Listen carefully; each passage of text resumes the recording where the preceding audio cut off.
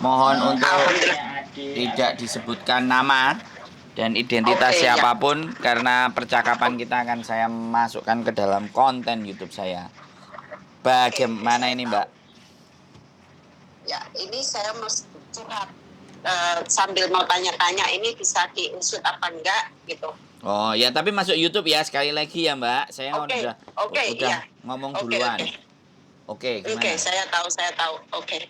Ini kan kalau nggak salah dulu tahun 2020 saya itu membantu ponakan saya cari buat proses ke luar negeri. Itu saya tahu, saya kenal yang PL-nya itu tukang masak di tempat PT saya proses ke Hong Kong. Oh.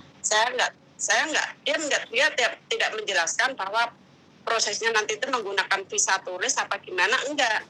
Oh. Ya kan, tahu-tahu tuh uang sudah masuk semua, ponakan saya sudah berangkat ke Jakarta, tinggal berangkat, baru tahu kalau itu pakai visa turis gitu loh. Nah ini terus tahun kemarin keponakan keluarga saya tuh datang ke sana minta dana ngembaliin uangnya, katanya kalau nggak bisa penuh ya gimana lah, separuh gitu nggak apa-apa.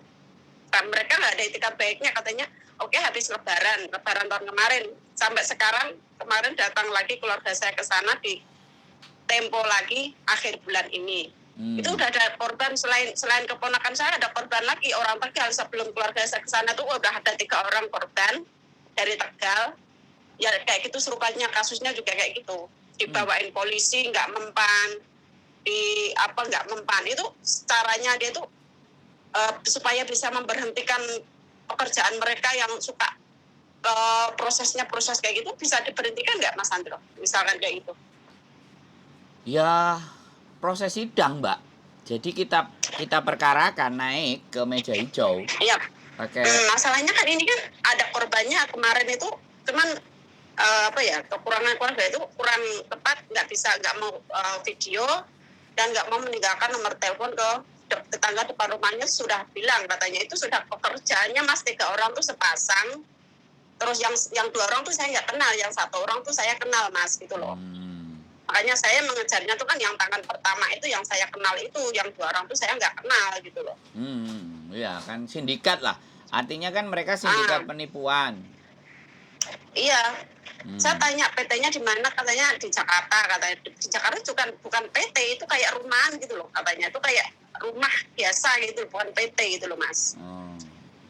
Tapi gitu. Lah maksudnya tapi gimana? bukti-bukti transfer, bukti-bukti percakapan kalau ibaratnya ketika kita mau naik ke meja hijau itu kan yang dibutuhkan kan 2 alat bukti dan 1 saksi gitu loh. Kalau punya 2 saksi kan Iya. lebih enak. Nah makanya itu kemarin itu kan sebelum keluarga saya datang ke sana itu sudah ada 3 korban orang Tegal datang ke situ, cuman nggak tahu itu gimana mau diproses lagi apa gimana, nggak tahu. Itu kemarin tetangganya yang bilang itu sebelum sampean Mas ada 3 orang Tegal datang ke sini, 3 orang bawa polisi juga nggak mempan, katanya kayak gitu, karena sudah pekerjaannya mereka seperti itu, katanya kayak gitu Mas.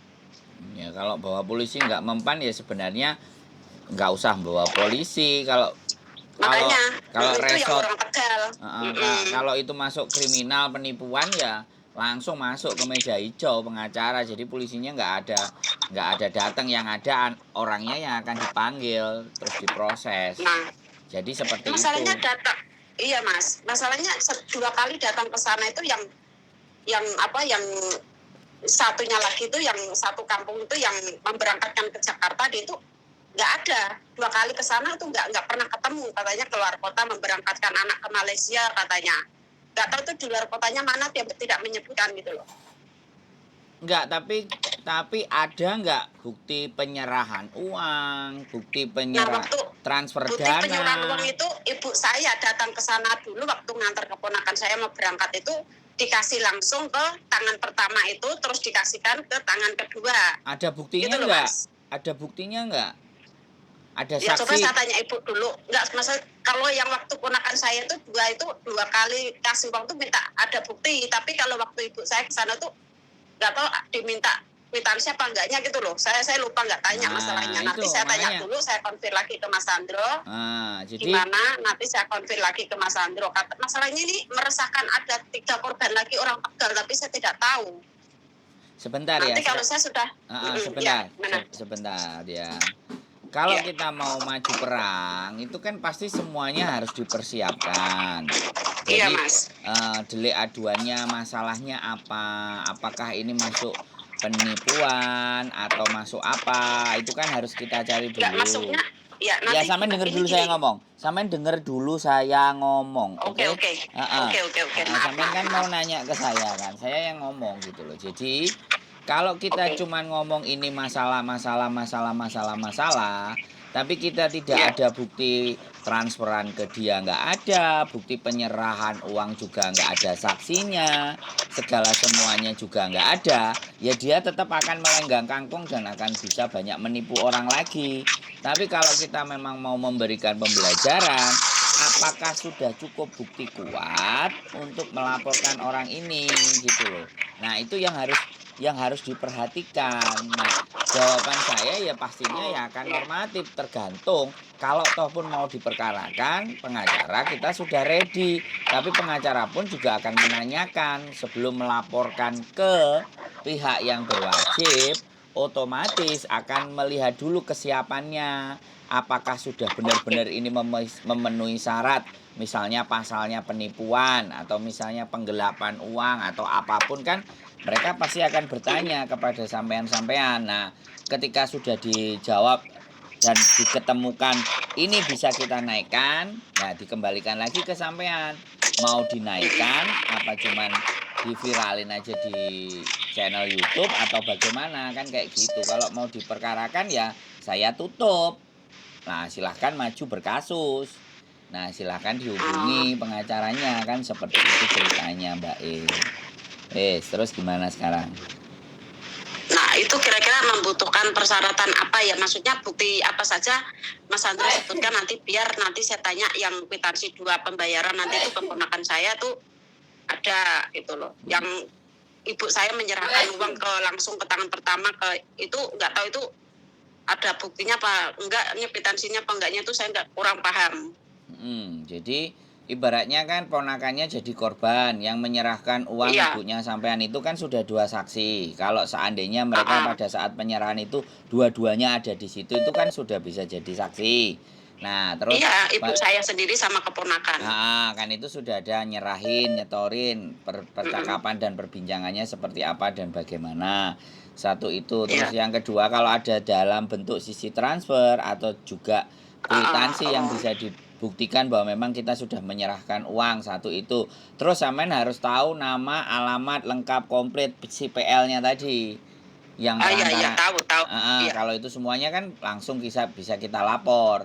Nah, nanti dari perkembangan kasusnya itu kalau sudah dipanggil dimintain keterangan, dia kan pasti akan narik 2 orang lagi komplotannya dia, yang kan katanya 3 toh. Dan dia pasti kan nggak mungkin diadili sendiri atau di seneni, kan ada juga pernah dibawa ke Jakarta, ponakannya kan nanti bisa bersaksi. Terus pada saat dibawa ke Jakarta mau ngapain aja, seperti apa dan bagaimana pernyataan mereka, ada bukti secara tertulis apa enggak. Kalau memang iya, ya sekalian kita ngomong pakai jasa pengacaranya bagaimana. Terus uang yang diletakkan juga berapa. Terus sampean mesti berhitung pada saat ini mau dikasuskan dengan uang misalnya yang tertera segitu. Nah, kalau pidana kita kemungkinan balik uangnya berat kalau pidana. Tapi kalau perdata itu kemungkinan akan ganti rugi. Jadi itu masih bisa kembali menyita aset atau apapun. Nah, kalau pidana dia kelar di penjara selesai. Itu nggak ada ganti rugi uang yang harus dibayarkan, kan kayak gitu. Itu kalau sistemnya pidana. Jadi ini tetap harus diteliti semuanya. Kalau sampean iya dan mau ini naik dan kita perkarakan, ya saya bisa hubungkan ke pengacara. Cuman namanya pengacara itu kan pekerjaan atau profesi. Jadi untuk ngobrol dan konsultasi pun saya tak tanyakan, dianya mau ada casnya atau cuman dengerin kasusnya sampean dulu, kan begitu ceritanya, Bu. Karena sekali lagi kalau sudah main sidang dan acara, ya kan, itu kan sudah bukan saya yang ahlinya gitu loh. Yang ahlinya ya mereka si lawyer atau pengacara tersebut. Kan seperti itu kalau Iya. bisa setidaknya. Ya maksud aku kan biar mereka tuh nggak mencari korban lagi, itu kasihan yang 3 orang dari Tegal juga datang ke situ, bahkan membawakan polisi juga nggak, ini katanya tetangganya tuh udah pekerjaan mereka Mas, 3 pasangnya, 3 orang tuh sepasang katanya kayak gitu. Loh, lah ya Bu, kalau sampean merasa bahwa itu tidak mau, kemudian kita mau viralkan, kita yang kena Bu, karena tidak ada bukti. Tapi kalau sudah dilaporkan ke kantor polisi, kemudian kita viralkan, itu baru boleh. Bisa dipahami nggak? Jadi memang Gitu harus ya. sudah, memang kita membuktikan untuk melaporkan ke polisi, kan kayak gitu. Jadi ada itikat baik apa enggak itu disomasi. Surat somasi itu bisa kita naikkan ke sosial media. Kalau zaman dulu itu kan namanya berita koran, Bu. Jadi pencarian orang atau kita menunggu itikat baik. Kalau sekarang kan somasi. Sebenarnya surat somasi itu boleh. Somasi itu dipublikasikan di sosial media boleh dan itu tidak dilarang karena memang somasi itu memang harus diumumkan ke publik bahwa orang ini melakukan ini kita melakukan somasi kan kayak gitu tuh. Nah itu boleh, makanya kan saya tidak mau duluin kerso, makanya jangan disebutkan nama dan korbannya dan apapun semuanya. Sampai kalau ini sudah masuk ke kantor ranah polisi, baru saya bisa naikkan, baru saya unggahkan namanya siapa, orangnya siapa, itu kan tertera di surat pelaporan. Kita tunggu itikat baiknya untuk datang ke kantor polisi mana itu baru boleh Bu. Jadi walaupun saya jadi YouTuber tidak ngawur gitu loh, tidak boleh malah aku yang kena dipentung, aku harus dipeseni sama pengacara aku, memang kamu dalam mengungkap kasus itu kamu harus tahu step-stepnya, jangan langsung asal kamu mau naikkan bahwa itu akan terjadi sebuah pelanggaran. Makanya kamu make sure, pastikan dulu sebelum semuanya ngobrolnya tanpa ada identitas dan nama. Kalau nama inisial kan boleh. Makanya kayak polisi kan kadang-kadang pakai inisial seperti itu untuk mengumumkan. Lah tapi kalau sudah jelas, kalau kayak Garangan kemarin sudah masuk ke kantor polisi dan korbannya semuanya sudah ngaku dan ngomong, iya mukanya sama, jelas kita gas. Karena korbannya nggak cuma satu, saksi kan butuh 2. Nah itu korbannya sudah sampai 22. Ada saksinya semuanya ya itu sudah sangat valid untuk dibuktikan, untuk ditunjukkan secara muka itu sudah sangat valid. Kemudian si teman-teman sudah pada bikin berita acara kronologis ditandatangani dan di situ sudah tertera hampir 15 lawyer, 15 pengacara ada di situ. Langsung kita naikkan. Iya. Jadi seperti itu ya Bu, saya sangat setuju sama sampean, saya juga bisa membantu sampean. Cuman kan prosedurnya yang harus kita lewati secara benar. Ini biar suami saya cari bukti korban yang lainnya dulu. Nanti kalau sudah ada bukti yang lainnya juga, nanti saya laporkan ke Mas Sandro. Gitu. Nanti saya cross check sama pengacaranya. Kalau perlu sampean juga tak kasih nomor pengacaranya. Si saksi dan bukti bisa bercerita ke pengacaranya sendiri. Lah nanti tinggal pengacara itu mau dimainkan apa baik, mau seperti apa dan bagaimana. Intinya seperti itu. Dan kalau sudah misalnya oke lah, ada yang memang kita kasuskan, ada yang memang kita mau bikin rame aja di viral, ya udah masuk ke laporan polisi aja, baru kita naikkan rame itu boleh karena sudah masuk ke pelaporan polisi. Kan kayak artis-artis gitu loh. Kalau artis-artis itu kan habis gosip ribut-ribut, habis itu ke kantor polisi. Nah, ke kantor polisi baru nunjukin surat pelaporannya kan, ditunjukin kayak gitu kan, terus difoto kayak gitu loh Bu. Bisa dipahami nggak? Iya. Nah, seperti itu baru prosedur yang benar. Nah, kita juga pakai seperti itu. Saya sangat sepakat untuk menghindari teman-teman dari penipuan. Dari ngomong kayak gini aja teman-teman, kalau yang nonton konten saya sudah berarti berhati-hati dan waspada untuk job cowok, job cewek atau apapun yang melibatkan uang, karena proses kalau ke Hongkong kan potong gaji rata-rata kan, tidak bayar di depan kan seperti itu. Ya saya sangat senang kalau sampean mau cerita, mau ngobrol. Pokoknya kita akan ikuti aja berita-berita saya sambil cari bukti dulu yang lainnya, yang orang Tegal itu saya cari informasi dulu, nanti sudah ada 1 orang 2 orang lagi korban, nanti saya konfirmasi ke Mas Sandro gitu, buktinya ini nanti biar Mas Sandro ngobrol sendiri sama korban yang lainnya gitu loh. Kalau saya ini sambil sini cari bukti ini dulu, lagian ini saya minta solusinya ke Mas Sandro, gimana ini bisa ini enggak gitu loh. Siap, pastinya kalau alat semuanya lengkap komplit ya bisa dinaikkan. Yang penting satu, sampean juga jaga sehat. Jangan sepaneng, Alhamdulillah. Boten. jangan sepaneng Aduh, ini terlalu kerja kepikir dipikirin. kedah kesehatan sih Lah dicoba iya, Mas. jadi nek sampean kok kepikiran iki nemen kan ya repot juga. Ngedrop Makanya nggih, nggih majikan matur suwun. tetap penting, sampean ya harus sehat. Kita Wis angkat telepon. alhamdulillah pun diangkat lah. Kalau telepon Miss Yuni mungkin di sini nggih siku. Telepon Mas Andro coba Iya, gitu. sehari itu Diangkat alhamdulillah. 200 dia bisa. Telepon bunyi itu sampai 200 kali. Itu pun kalau diangkatin semua mungkin Astagfirullahaladzim. kepalanya pecah. Yes, Siap. bejoku berarti bejo ya kalau diangkat. Siap, Mbak. Heeh. Gitu. Aku Nggih. sih ngangen-ngangen coba telepon Miss Yuni apa Mas Andro ya minta solusinya gimana. Ini kan masalahnya kalau saya nggak tahu ada korban yang lainnya mungkin saya nggak mau telepon apa seperti kayak gini karena Iya. aku tahu ini ada korban yang dari Tegal itu 3 orang loh banyak juga ini yang nggak Iya, terima iya. gitu kan. Iya. Itu belum tahu yang lainnya juga gitu loh Mas. Kasihan kalau nanti masih ada anak-anak lain yang jadi korban lagi gitu loh. Ini harus diberhentikan gitu loh. Oke, siap. Pokoknya ya memang Gitu. kita tujuannya seperti itu supaya teman-teman semuanya waspada dan berhati-hati terhadap hal-hal yang gak bertanggung jawab seperti ini. Ya, bagaimanapun saya Iya, sangat Mas. berterima kasih ada informasi. Ya, saya juga terima kasih. penting Nanti dari ada sampean. info apa-apa gimana saya konfir ke Mas Andro. Siap. Saya minta bantuannya supaya masalah saya ini bisa diselesaikan gitu. Secara baik-baik apa gimana gitu. Nggih, siap. Oke. Makasih ya Mas Andro. Nggih, sehat selalu nggih, Bu. Matur sembah nuwun. Nggih, pun. Nggih, assalamualaikum. Waalaikumsalam warahmatullahi wabarakatuh. Oke, teman-teman. Ya, bojoku? No comment. No comment. Oke, bojoku no comment. Jadi proses dari Hong Kong, sekali lagi proses dari Hong Kong, kalau itu untuk tenaga kerja rumah tangga, sekali lagi dari sisi rumah tangga, pembayarannya semuanya by potongan. Jadi tidak ada membayar di depan. Kalau ataupun ada membayar di depan, berhati-hatilah.